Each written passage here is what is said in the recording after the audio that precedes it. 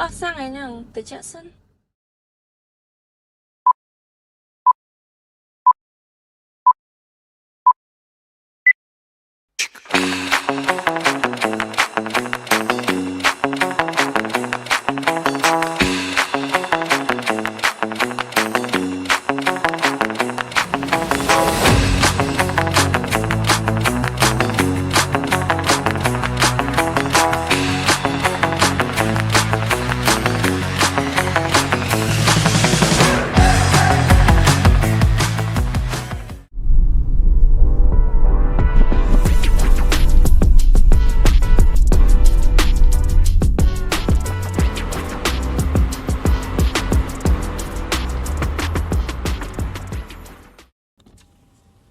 អេខ្ញុំសុំចាក់សាំងធម្មតាមកពេញអី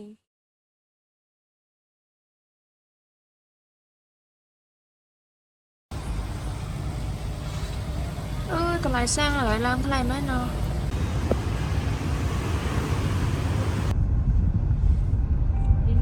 Telegram audio. Hello, Puri. ហេឡូ Tôi hay có phải thợ sản mà nè. អូខេចាំមីតែយកមិញហ្នឹងមីតំចាក់សាំងហើយ À, ok, cho mình vô Puri không chồng? អូខេចាំមីតែយក see you Ok, bye. bye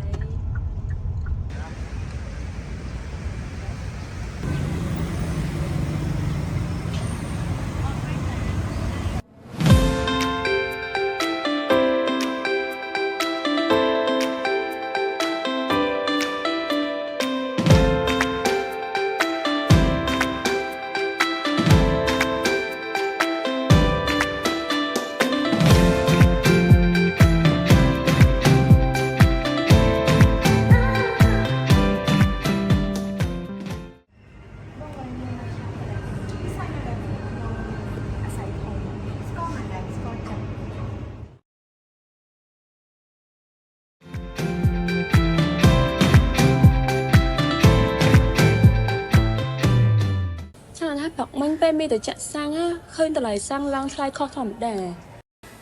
មែនដែរផឹកមិញហ្នឹងពេលឯងទៅចាក់សាំងហ្នឹងឡើងថ្លៃដែរណា អូតម្លៃសាំងឡើងថ្លៃមែនតោះតែយើងធ្វើការ research ឯង អូខេតោះអ្នក research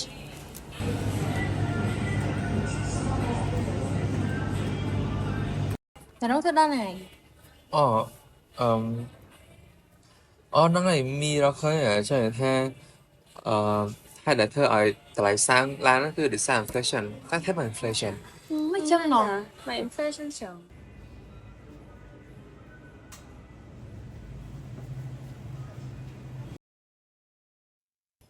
វីមកស៊ីនេះយើងបងលីហ្វុងបងគឹមស្រី អូមែនតា អូខេ គាត់ថប់ស្គាល់រ៉ាយូកាយកស្គាល់ មែន អើ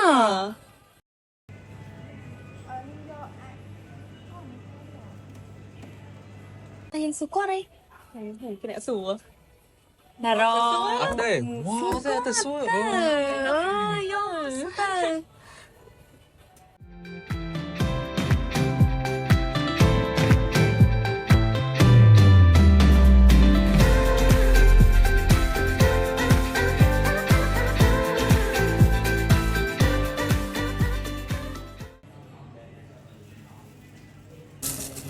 បងសុខបងណាត់ Hello បងគឹមស្រីឲ្យបងលីផងទៅ ហ្នឹងហើយអូន មកខាងខាងដែរទៅ ហ្នឹងហើយ yes ខ្ញុំមកពីខាងខាងដែរដែរ អូ ហើយខ្ញុំក៏ចង់សួរមានខាង assignment ដែលតមកខាង inflation inflation ណាអាចសួរបងខាងហ្នឹងមក ហ្នឹងហើយអូនអត់អីអូន អូខេមកថ្ងៃណាមក អូ សុំបើនេះ ហ្នឹងហើយហ្នឹងហើយមក បាន ថែវណៃអូខេ Hello អូខេ hello ដៃបង yes hello ថ្ងៃចូលកូនសុំ អរគុណចាអរគុណបង ហ្នឹងហើយហ្នឹងហើយ អូខេបងចង់ខ្ញុំបងអាចពយល់ខាង inflation ដែរបង អូតែទៅនៅ inflation ហ្នឹងมันមានច្រើនទៅបែបបត់បង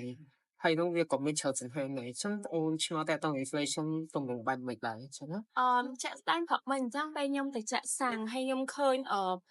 ចេះគាត់លុយមកតម្លៃឡើងថ្លៃខុសធម្មតាអញ្ចឹងណាបងខ្ញុំចង់ដឹងថា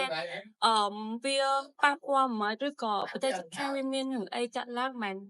មកប៉ាក់ដល់ខ្មែរអញ្ចឹងណាបង អូខេសំណួរមកអូនចៅសួរថាចង់ទៅដល់ទៅលើថៃមិនតម្លៃឡើងថ្លៃមែននៅពេលដែលអូនទៅចាក់ស្នងចឹងទៅ ចា ហ្នឹងហើយចំពោះរឿងសាំងវាមិនមែន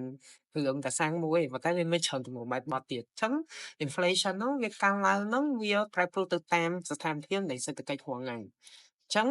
បើបងឯងនិយាយថាតកតងនឹងរឿងប្រែប្រួលនៃ inflation ហ្នឹងគឺតកតងទៅលើប្រទេសនីមួយៗហ្មងឧទាហរណ៍ធ្វើដូចប្រទេសខ្មែរហើយនឹងមើលប្រទេសថៃចុះមកឯងឧទាហរណ៍ថាដោយសារប្រទេសខ្មែរមួយប្រទេសថៃគឺមានតំណែងល្អជាមួយគ្នាអញ្ចឹងមានការ inflation នៃប្រទេសណាមួយវាតែងតែ affect មកដល់ប្រទេសផ្សេងៗទៀតហើយដូចជាបើមានការឡើងនៅប្រទេសថៃក៏កើនឡើងនៅប្រទេសខ្មែរដែរអញ្ចឹងណាអញ្ចឹងបើបងឧទាហរណ៍ហ្មងបងអាចលើកថាឥឡូវដូចបាយឆាប់កន្លែងនេះចុះបើយើងទិញនៅស្រុកខ្មែរយើងគឺ$2ឬមួយស្មើតម្លៃ$3000ប៉ុន្តែបើយើងទិញនៅប្រទេសថៃគឺ$49បាតគឺ1រៀលជា20ចឹងអូនអាចឃើញថាគម្លាតនៃ product ហ្នឹងគឺវាមានតម្លៃខុសគ្នាតែតម្លៃខុសគ្នាហ្នឹងវាបង្កឲ្យខ្លះជាអីគេគឺ inflation តែ inflation ហ្នឹងវាកើនឡើងដោយសារតែប្រវត្តិគេខ្លះវាមានចម្បាច់បត់ដូចជាបងអាចនិយាយលើកកត្តាទី1គឺ GDP ទី2គឺ consumer price index CPI ហើយនឹង exchange rate ហើយនឹងមួយចុងក្រោយហ្នឹងគឺតាក់ទងនឹង import ឬ export ការនាំចូលនាំចេញអញ្ចឹងនៅក្នុង product នីមួយៗគេមានការកណនារួចជាស្រេចដើម្បីបោះតម្លៃចេញមកតែគេមកគិតគូរទៅលើកត្តាអ្វីដែលបងមកលើកឡើងអញ្ចឹងដូចអានេះហ្នឹងហ្មងគេយកមកដាក់លក់នៅក្នុង mart ឬមួយទីផ្សារនៅស្រុកខ្មែរហ្នឹងគេបានគិតគូររួចហ្នឹងអស់ហើយហ្នឹងហើយអូន yes តើបងដឹងរឿង inflation ហ្នឹងមកពីណាបងអាចមានឧទាហរណ៍ពីណាដែរ តើតើនឹង inflation ហ្នឹងនិយាយទៅបងពីរនាក់បានគួរសិក្សារួចហើយឬមួយរៀនស្អីតើតើ topic ហ្នឹងចឹងណាចឹងចំពោះរឿងថាបងឯងលើកឧទាហរណ៍កើតអត់បងថាបងអត់កើតទេប៉ុន្តែបងមើលស្អីក៏បច្ចុប្បន្នហ្នឹងចឹងណាចឹងសំសុខគាត់ប្រថែក៏បានដែរគាត់ទៅ explain មិនដោយសារតែពួកបងឆ្លប់បានចូល research ជាងយូរឆ្នាំដែររបៀបបង analyze ទៅលើតាមរយៈ hypothesis បងអាចលើកជាឧទាហរណ៍ធំៗ3ឲ្យអូនបានទីមួយសម្រាប់ inflation đang là ha ប្រទេសកម្ពុជាមានតំណែងតំណងជាមួយនឹងប្រទេសថៃហេតុអីបងបងហ៊ានយើងចឹងគឺដោយសារតែ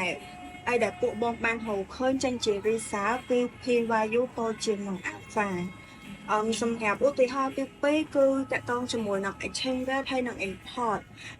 ដោយសារតែ P value ធំជាង critical value so នៅក្នុងចំណោមពីរហ្នឹងគឺ exchange rate និង import ហ្នឹងមានតំណែងតំណងជាមួយនឹង inflation របស់ប្រទេសកម្ពុជាហើយនឹងមួយទៀតបងបានសន្និដ្ឋានទៅលើ GDP ថា GDP របស់ប្រទេសខ្មែរមានតម្លៃតូចជាង GDP របស់ប្រទេសថៃដោយសារតែ P value ហ្នឹងវាធំជាង alpha ចឹងអីដែលពួកបងអាចលើកឡើងឥឡូវហ្នឹងមានតែប៉ុណ្្នឹងតែពួកបងមានស្នាដៃអត់រៀនទេបងអរគុណច្រើនបងបងអត់ស្គាល់ពួកខ្ញុំចូលកាន់តែច្បាស់ហើយបង អូខេអូខេ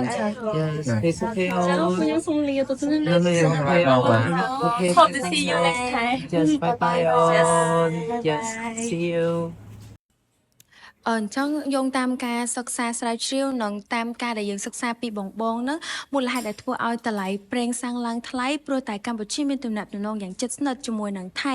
ហើយកម្ពុជាបានទទួលរងឥទ្ធិពលពីថៃដោយផ្ទាល់ជាពិសេសកត្តា inflation exchange rate និង trade នេះមានន័យថានៅពេលដែលអតិផរណាកើនឡើងនៅប្រទេសថៃវាមិនត្រឹមតែប៉ះពាល់ទៅដល់សេដ្ឋកិច្ចនៅក្នុងប្រទេសថៃតែប៉ុណ្ណោះទេវាថែមទាំងប៉ះពាល់ទៅដល់សេដ្ឋកិច្ចដល់កម្ពុជាផងដែរដោយសារតែប្រទេសនីមួយៗមានទំនាក់ទំនងគ្នារវាងអតិផរណាការនាំចេញនាំចូលexchange rate និង GDP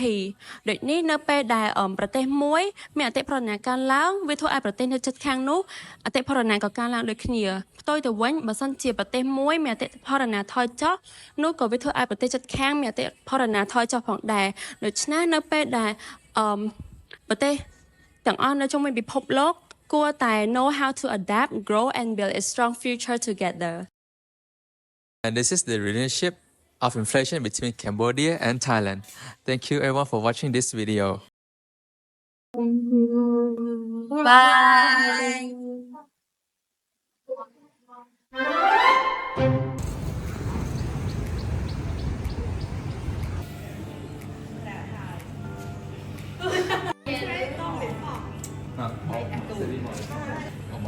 xin mọi người khoảng này Relation relation ngày xưa nhau nó gì một nó cái một tao thấy ai đồng hóa đấy thực sự mũi bây giờ mũi nâng khen bông lì thì phong học format sự sang buổi đồ này chẳng hết chẳng mà ôn trong nâng chặt tao nâng hưởng qua nghĩa thêm ấy rồi mới đi sao tầm bay bị chết ôn ai số bông lì phong mày ថាពួកបងធ្លាប់បានទៅរីសិន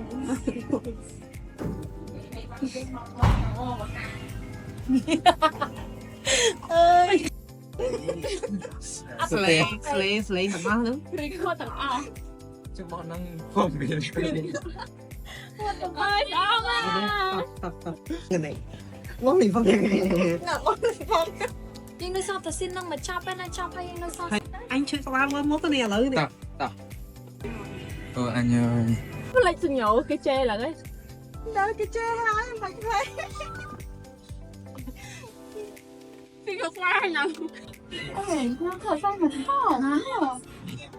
អើតែខ្លាញ់ណា bây giờ sẵn bên chụp